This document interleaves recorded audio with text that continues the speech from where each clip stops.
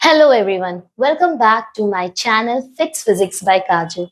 Today we would be observing a very important thing from the chapter Motion in Straight Line क्योंकि बहुत सारे बच्चों को problem आ रही है, मैंने ऑब्जर्व किया है और मुझे बहुत सारे बच्चों ने ये चीज बताई है कि मैम हम लोग को यही नहीं पता चलता है कि मोशन इन स्ट्रेट लाइन के क्वेश्चंस अप्रोच कैसे करें। अब क्वेश्चन अप्रोच करने के लिए कुछ बेसिक स्टेप्स है। अब वो स्टेप्स क्या क्या है, जैसे first step is to draw the diagram and label it. जैसे जैसे क्वेश्चन पढ़ते जा रहे हो वैसे वैसे पाथ ड्रॉ करते जाओ, गिवन चीजें वहां पे लेबलिंग के टर्म्स में लिखते जाओ। Second step is to write the given quantities and if required you have to convert all of them into SI unit system. Next is identify the type of motion. कौन से type का motion है, या तो वो uniform motion हो सकता है या तो यूनिफॉर्मली एक्सेलरेटेड मोशन होगा। अब इन दोनों में से आइडेंटिफाई करके यहाँ पे मैंने एक चार्ट बनाया। अगर यूनिफॉर्म मोशन है तो sweet and simple formula is speed is equal to distance upon time.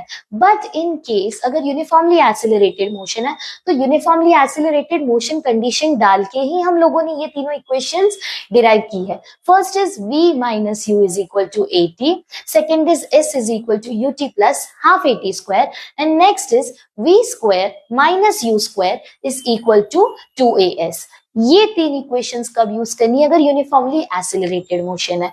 और अगर यूनिफॉर्म मोशन है तो sweet simple formula v is equal to s upon t। अब ये तीनों में से कौन सी इक्वेशन कब यूज की जाती है? अब देखो यहाँ पे final velocity, initial acceleration and time, distance ना ही दिया है ना ही पूछा है, तब फर्स्ट इक्वेशन यूज करनी है। सेकेंड इक्वेशन जब फाइनल वेलोसिटी ना ही दी है ना ही पूछी है तो हम लोग यूज करेंगे सेकेंड इक्वेशन। थर्ड इक्वेशन अगर टाइम ना ही दिया है ना ही पूछा है तो हम लोग कौन सा इक्वेशन यूज करेंगे? Third equation. Now let us go to an example. हम लोग एक क्वेश्चन देखेंगे। A driver takes 0.2 seconds to apply the brake after he sees the need for it.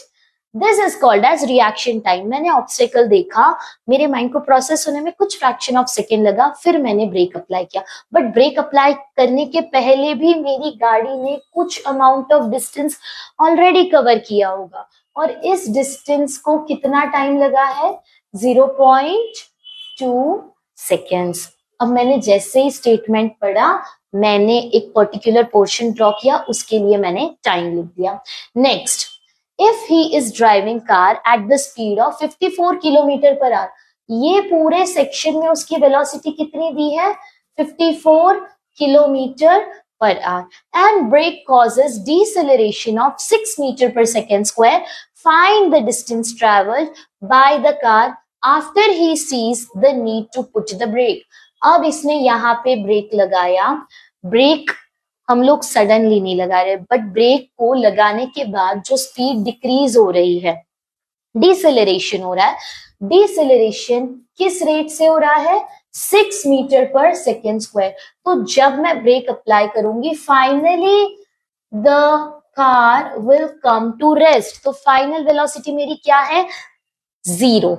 अब ब्रेक अप्लाई करते टाइम भी कुछ डिस्टेंस तो कवर हुआ होगा, बट यहाँ पे देखो यहां से यहां तक वेलोसिटी कांस्टेंट, तो इस सेक्शन के लिए ये मेरा कौन सा मोशन है? Uniform motion, since velocity is constant.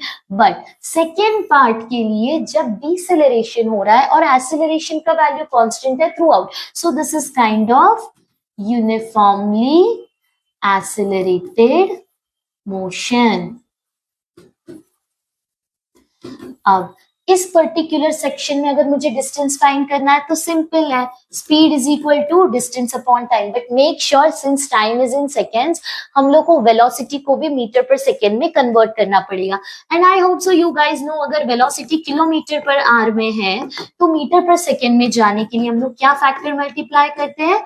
5/18। तो हम लोगों को स्पीड मीटर्स में मिल जाएगी, मीटर पर सेकेंड में मिल जाएगी। तो you will use this and you will find this S1 distance for section of the graph. अब आगे देखो, second section of the motion के लिए यूनिफॉर्मली एक्सेलरेटेड मोशन है, तो मैं तीन इक्वेशंस ऑफ मोशन के बारे में सोचूंगी। अब यहाँ पे मुझे इनिशियल वेलोसिटी है मेरे पास, फाइनल वेलोसिटी है, एक्सीलरेशन है, डिस्टेंस पूछा है, टाइम का कोई लेना देना नहीं है, तो third equation v square minus u square is equal to 2as। और ये वाला डिस्टेंस सपोज मैं बोल दे रही हूँ s2 है, तो मुझे यहाँ से क्या मिल जाएगा, s2 मिल जाएगा, यहाँ से मुझे s1 मिल जाएगा। When you will get s1 you will get s2 from the two equations, you will just add both of them. So this is how you approach the questions from uniformly accelerated motion and uniform motion के जो combined questions है। Now this is your homework to find out कि S1 S2 कितना आ रहा है और total distance कितना आ रहा है। Do it and do comment below in the comment section. और अगर और कुछ question है, you guys can definitely approach me or comment below in the comment section. Don't forget to like, share and subscribe the video. Thank you everyone.